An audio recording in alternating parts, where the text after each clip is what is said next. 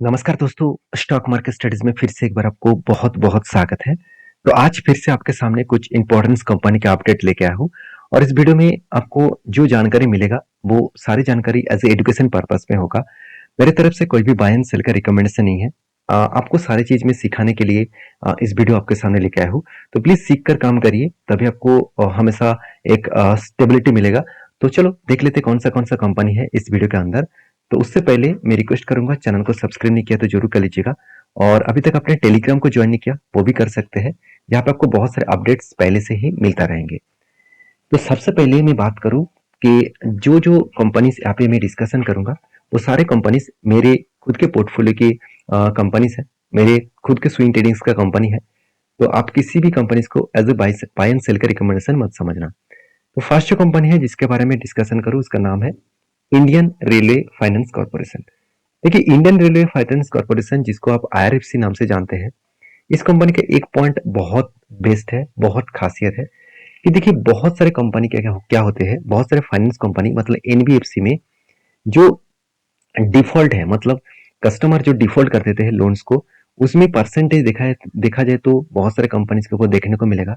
मगर आईआरसीटीसी के ऊपर आज तक कोई भी डिफॉल्ट नहीं है। 100% वो मार्केट से पैसा उठा पा रहा है। तो यहाँ पे आप क्वेश्चन आएगा कि कंपनी में ऐसा क्या है कि 100% मार्केट से पैसा उठा पा रहा है। देखिए, इसके पीछे कारण भी है। आईआरसीटीसी सॉरी आईआरएफसी जो सिर्फ रेलवे कंपनीज को ही लोन देते हैं, रिलायंस कंपनी के ही फाइनेंस करते हैं। तो सोचिए, रेलवे कंपनी तो पहले से ही गवर्नमेंट कंपनी है, तो वो तो लोन डिफॉल्ट करेंगे ही नहीं, तो वो पहले से लोन मिटा भी जरूर देंगे। तो इसीलिए आईआरएफसी के ऊपर एक पॉजिटिविटी देखने को मिला है। अभी मुझे लगता है कि आईआरएफसी के ऊपर ये जो पॉजिटिविटी है वो नहीं रहेंगे। क्यों? क्योंकि आईआरएफसी मतलब एक डेटा पब्लिश किया है, वहां पे ये भी बताया गया कि वो रेलवे कंपनीज को छोड़कर प्राइवेट कंपनीज को भी लोन देना स्टार्ट करेंगे। अभी जब प्राइवेट कंपनी को लोन दिया जाएगा तो यहाँ पे डिफॉल्ट होने का चांसेस भी रहेगा, क्योंकि प्राइवेट प्लेयर्स में थोड़ा सा मतलब कमियां तो होता ही है और उसमें पैसे का थोड़ा सा प्रॉब्लम्स आ सकते हैं। तो फिर भी इस कंपनी कोई छोटा मोटा कंपनी है, 1 लाख करोड़ के आसपास कंपनी का मार्केट कैप है। कंपनी के जो पी रेशियो है वो 16 के आसपास है और कंपनी का आर ओ सी आर में जो आर ओ ई है वो एवरेजली देखा है तो ठीक ठाक है, क्योंकि फाइनेंस कंपनी आपको हमेशा आर ओ ई देखना है और एनुअली इनकम भी बहुत शानदार है। कर्जा भी कंपनी अच्छा खासा उठाया और इस कर्जा किस बेसिस में उठाया वो आपको देखना चाहिए, क्योंकि जो डेप्थ है वो 4 लाख करोड़ के आसपास डेप्थ उठाया। इसका मतलब मार्केट कैप की 4 गुना ज्यादा। तो यहाँ पे क्वेश्चन ये आना चाहिए कि इतना पैसा क्यों उठाया गया।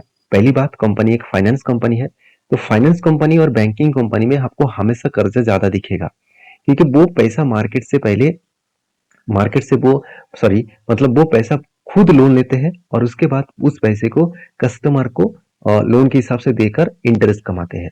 तो ये जो लोन लिया गया, आपको इस चीज को बैलेंस शीट में जाकर, बोरिंग्स में जाकर आपको ये देखना है, क्या वो लोन खुद के लिए लिया गया है कि कस्टमर को लिया गया है।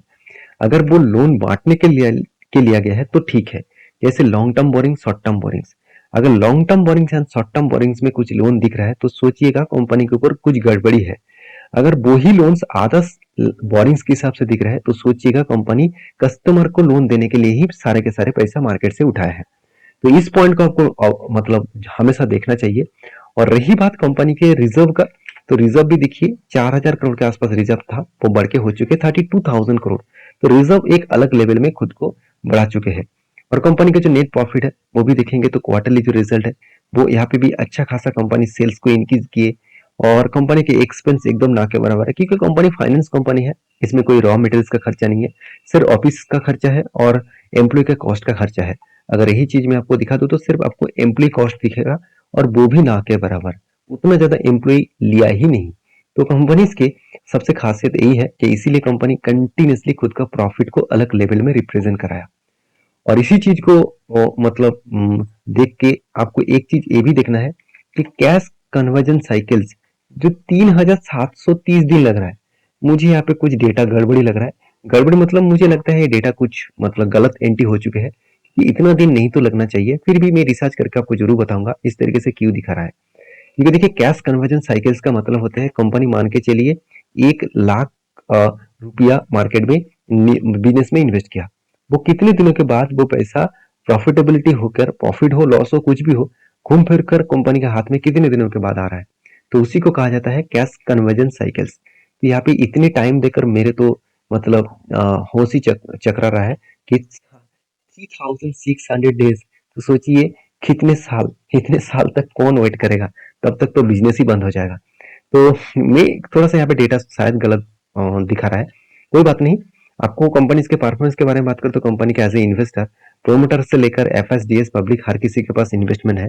तो म्यूचुअल फंड ने कुछ स्टेक को यहाँ पे बेचा, मगर इंस्टीट्यूशन मतलब एफएस ने उस स्टेक को होल्डिंग को कंटिन्यू कर रहा है। तो इस कंपनी के एक चीज मैं बता दूं, कंपनी के प्रोमोटर के पास जो होल्डिंग्स है वो 86% के आसपास है, और प्रोमोटर को इस होल्डिंग्स को बेचना पड़ेगा क्योंकि 75% के ऊपर होल्डिंग प्रोमोटर के पास नहीं होना चाहिए सेबी के रूल्स के हिसाब से। तो जब बेचेंगे तब उसको ओएफएस के माध्यम से बेचना पड़ेगा। ओएफएस का मतलब होता है ऑफर फर्स्ट सेल, तो ऑफर फर्स्ट सेल के माध्यम से वो बेच सकते हैं, तब शेयर में एक करेक्शन जरूर दिखेगा। और चार्ट पैटर्न के हिसाब से बात करो, देखिए कंपनी के ऊपर एक cup with handle pattern, sorry shoulder cum head cum shoulder बना था, ब्रेकआउट भी हुआ और धमाका परफॉर्मेंस भी हुआ, और 30% के आसपास गेन मिला, और वो भी एक मंथ के अंदर अंदर। उसके बाद यहाँ पे होल्ड किया, और मैंने आपको ये भी बताया कि इसके ऊपर मैंने एंट्री लिया और यहाँ पे मैंने एग्जिट भी किया। आपको लग रहा है कि यहाँ पे एंट्री यहाँ पे एग्जिट कितना प्रॉफिट मिला सर आपको? देखिए एंट्री लेवल से मैं अगर एग्जिट तक देखूं तो मुझे 24% के आसपास प्रॉफिट मिला, और वो भी 2 दिनों के अंदर अंदर। 2 दिनों में 24% का प्रॉफिट, तो मेरे हिसाब से कहने का जरूरत नहीं है। बाकी देखिए कंपनी के ऊपर मैं इंतजार कर रहा हूँ कुछ इस तरीके से पैटर्न बनने का, एक कफ विथ हैंडल पैटर्न अगर बने तो मैं एक बड़ा सा एंट्री यहाँ पे जरूर लूंगा। उस दिन के लिए मैं इंतजार कर रहा हूँ, उस दिन जब आएगा तो मैं आपके साथ शेयर भी करूंगा। नेक्स्ट जो कंपनी जिसके बारे में बात करूँ उसका नाम है आरती इंडस्ट्रीज लिमिटेड। केमिकल सेक्टर में एक जाने माने कंपनी का नाम देखने को मिलेगा, वो है आरती इंडस्ट्रीज लिमिटेड। देखिए केमिकल इंडस्ट्रीज में आरती इंडस्ट्रीज स्पेशलिटी केमिकल्स, उसके साथ साथ फार्मास्यूटिकल्स प्रोडक्ट्स, ये दोनों प्रोजेक्ट के ऊपर कंपनी काम करते हैं। और जो दोनों प्रोजेक्ट के ऊपर कंपनी काम कर रहा है वो दोनों प्रोजेक्ट कंपनी के लिए अभी लॉस मतलब प्रॉफिट डाउन कंटिन्यूसली वो करते जा रहा है, क्योंकि उस प्रोडक्ट का मार्केट में डिमांड घट चुके हैं। डिमांड कम होने के कारण कंपनी के ऊपर प्रेशराइज देखने को मिला है। फिर भी आरती इंडस्ट्रीज के बारे में एक चीज कहूँ कि कंपनी के मैनेजमेंट अलग लेवल में खुद को रिप्रेजेंट कर रहा है। कंपनी का कर्जा तो है मगर कंपनी का इनकम भी अच्छा खासा है। कंपनी का आरओसी आरओई एवरेज लेवल के आसपास है, और मजेदार बात यह है कि कंपनी का ईबिटा मार्जिन ठीक है। कंपनी का आरओसी 3 साल में भी एवरेज के ऊपर है। हाँ कुछ वीकनेस भी है, जैसे इंटरेस्ट कवरेज उतना खास नहीं है, रिटर्न ऑफ एसेट वीकनेस में है, क्विक रेशियो 0.51 के आसपास है। अगर इस चीज को मैं एज ए क्वार्टरली रिजल्ट के हिसाब से कंपैरिजन करूं तो कंपनी के जो सेल्स है वो लगातार बढ़ते चले गए। अभी सेल्स को मैं इन डेप्थ आपको दिखा दूं तो ध्यान से इस चीज को देखना, बहुत कुछ जानने को मिलेगा। देखिए कंपनी का जो पिछले सालों में जो सेल्स का ईयर ऑफ ईयर बेसिस में जो ग्रोथ था वो 22% के आसपास था। उससे पिछले चले जाए तो 2021 में 40% के आसपास था, और इस बार कंपनी के सेल्स को तो नेगेटिव में चलाया। तो इसका मतलब क्या है, आपको सेल्स में अच्छा खासा दिखेगा, सेल्स तो अच्छा खासा हो रहा है क्वार्टर क्वार्टर बेसिस में, मगर ईयर ऑफ ईयर बेसिस में जो ग्रोथ है उस ग्रोथ में यहाँ पे वीकनेस देखने को मिला। तो इस सारे पॉइंट्स को मेजर करने के बाद कंपनी लॉसेस नहीं किया, कंपनी का प्रॉफिट 50% कम कर चुके हैं। तो इस कंपनी के एज ए इन्वेस्टर के बारे में बात करूं तो प्रोमोटर से लेकर एफएसडीएस पब्लिक हर किसी के पास इस कंपनी का हिस्सेदारी आपको देखने को मिलेगा। और यही चीज को मैं कंटिन्यू करूं, यही चीज को मैं आपके साथ शेयर करूं एज ए इन्वेस्टर के हिसाब से। देखिए म्यूचुअल फंड वाले ने कंटिन्यूसली इसके ऊपर सेलिंग करता गया, और इंस्टीट्यूशन जो है मतलब जो एफआईस है वो कंटिन्यूसली सेल ऑफ कर थोड़ा सा स्टेक को यहाँ पे कम किया है। और प्रोमोटर के पास पहले से ही होल्डिंग है, 58% के आसपास प्रोमोटर के पास होल्डिंग्स देखने को मिलेगा। तो इस कंपनी के चार्ट पैटर्न क्या बता रहा है, देखिए मैं पहले ही आपको मेंशन कर चुका हूँ, मुझे बहुत सारे दोस्त कमेंट किए हैं कि सर अभी कंपनी के ऊपर क्या करूं, क्या मैं यहाँ से बाय करूं, क्या एग्जिट करूं। देखिए इस कंपनी के ऊपर मैं एक ही बात कहूंगा, कंपनी वही रेंज को बार बार रिटेस्ट कर रहा है जो रेंज कंपनी के लिए एक स्ट्रॉन्ग रेजिस्टेंस था। उस रेजिस्टेंस को ब्रेकआउट करने के बाद कंपनी यहाँ पे रिवर्सल किया, और यही लेवल को वो एज ए मतलब सपोर्ट बनाया। तो सपोर्ट बनाने के बाद कंपनी एक बिग जर्नी दिखाया, तो वही रेंज में कंपनी बार बार रिटेस्ट कर रहा है। तो मेरे हिसाब से अगर इस लेवल को, इस रेजिस्टेंस को अगर तोड़कर एक रिटेस्टमेंट करे तो मैं एंट्री जरूर लूंगा, और मैं आपके साथ भी शेयर करूंगा कि कौन सा लेवल में मैंने खुद एंट्री लिया हूं।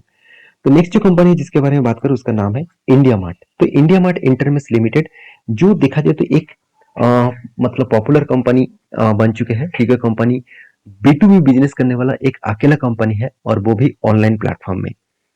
तो इस सेक्टर में कंपनी देखा जाए तो एक अलग लेवल का बिजनेस कर रहा है, और इस कंपनी का ग्रोथ होने का चांसेस बहुत ज़्यादा है, क्योंकि हर कोई व्यक्ति बिजनेस करने के लिए इंडिया में हर कोई व्यक्ति बिजनेस करना शुरू कर चुके हैं। धीरे धीरे करके बिजनेस बहुत ज़्यादा बड़ा होगा। तो जब बिजनेस बड़ा होगा तो उसको ऑनलाइन प्लेटफॉर्म के माध्यम से ही माल बेचना पड़ेगा, क्योंकि वो कितने लोकल कस्टमर को माल बेचेंगे, तो उसमें उसका बिजनेस बड़ा नहीं होगा।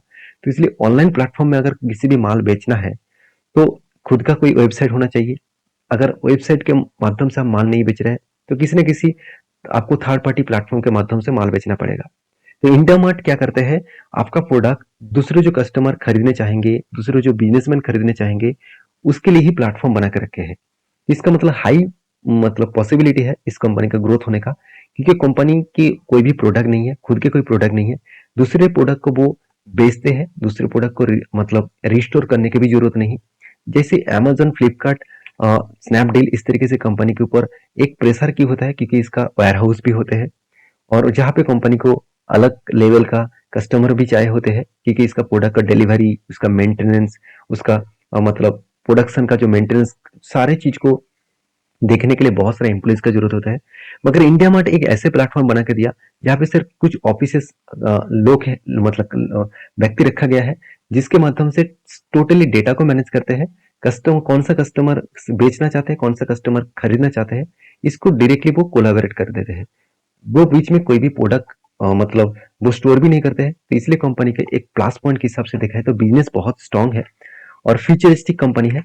और इस कंपनी के बारे में एक ही बात कहूँ कि कंपनी का जो ग्रोथ पोटेंशियल है वो बहुत हाई है। हाँ, थोड़ा सा पी रेशियो में देखा जाए तो थोड़ा सा पी रेशियो आपको ज्यादा दिखे, फिर भी इंडस्ट्रीज पी रेशियो से कंपनी का पी रेशियो कम है। अगर यही पी रेशियो के मैं अगर यहाँ पे दिखा दूं तो एक टाइम कंपनी का पी रेशियो चला गया था 102 के आसपास। वहां से करेक्शन होकर जो कोविड के टाइम में जो पी रेशियो था, कोविड के टाइम में जो पी रेशियो का लेवल था 36, उसी लेवल तक आ चुके थे। इसका मतलब यहाँ से भीड़ से वो तेजी देखने के लिए, मतलब दिखाने के लिए वो तैयार हो रहा है। अभी इसी चीज को मैं क्वार्टरली रिजल्ट के हिसाब से दिखा दूं तो कंपनी का सेल्स लगातार बढ़ते गए। कंपनी को ऐसे नहीं दिखेगा कि कभी सेल्स कम किया। कोविड के टाइम में भी कंपनी का सेल्स कम नहीं हुआ, तो इसका मतलब हाई ग्रोथ और पोटेंशियल कंपनी है। और कंपनी एक्सपेंस को कंट्रोल करने के बाद कंपनी अच्छा खासा प्रॉफिट भी जनरेट किया। और रही बात कंपनी के लास्ट कुछ फ्यू डेज का जो डेटा है, सेल्स का ग्रोथ, प्रॉफिट का ग्रोथ और रिटर्न ऑफ इक्विटी और परसेंटेज ऑफ रिटर्न, सब कुछ आपको एक एवरेज के ऊपर और बेस्ट लेवल के हिसाब से देखने को मिलेगा, बेस्ट परफॉर्मेंस के हिसाब से दिखेगा। देखिए, आपको आपको ये लग रहा होगा कि मैं बार बार इस कंपनी को बेस्ट बोल रहा हूँ तो इस कंपनी कभी नहीं गिरेगा, हमेशा भागते रहेंगे, इसे बिल्कुल नहीं। कंपनी का परफॉर्मेंस आपको दिखा रहा हूँ कि वो परफॉर्मेंस आपको जानना जरूरी है।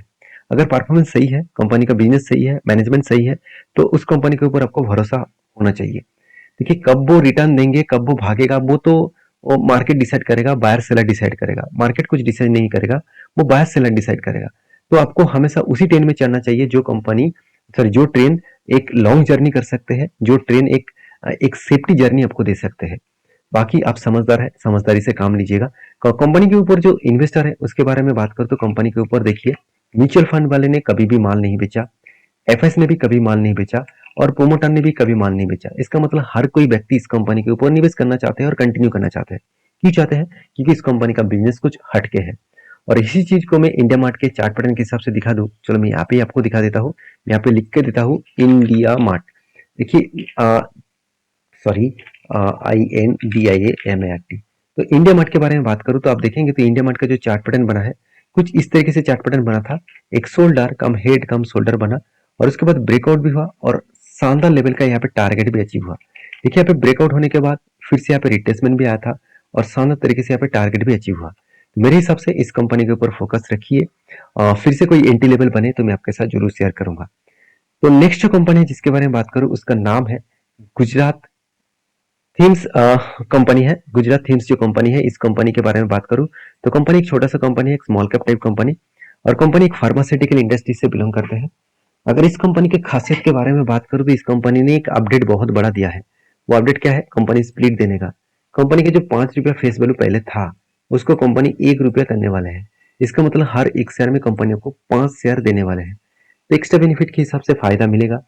तो आप इस फायदे को उठाने के लिए सबसे पहले कंपनी के ऊपर रिसर्च करेंगे, उसके बाद आपको लगेगा कि हाँ, इस कंपनी ठीक ठाक है, तब काम करना, नहीं तो इस कंपनी को अवॉइड कर लेना।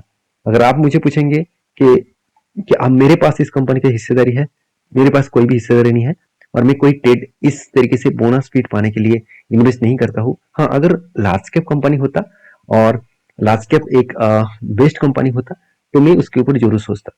बाकी आप इस कंपनी के ऊपर रिसर्च करके ही काम करना। मेरे तरफ से कोई भी आपको बाय एंड सेल का रिकमेंडेशन नहीं है। तो प्लीज इस वीडियो को एजुकेशन पर्पस में ही लेना। वीडियो अच्छा लगे तो प्लीज लाइक करना, दोस्तों के साथ शेयर भी करना, चैनल को सब्सक्राइब भी करना। मिलते हैं नेक्स्ट वीडियो में, तब तक के लिए अच्छे से रहिए, अपने ख्याल रखिए। धन्यवाद।